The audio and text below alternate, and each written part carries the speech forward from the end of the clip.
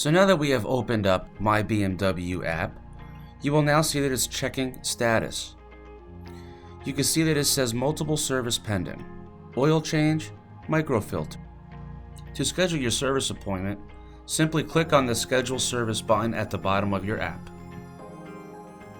On this screen, you're going to see a list of options to choose from at your selected dealership.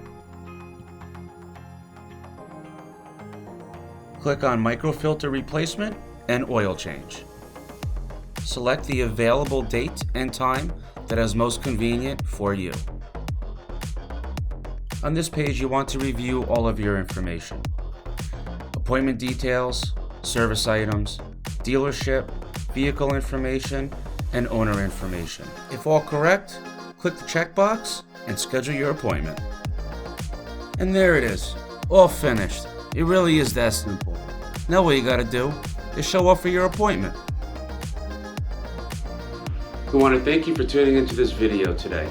If you have any other questions, whether it's sales, new, pre-owned, parts, or service department, give us a call.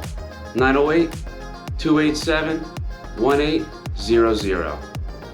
See you soon.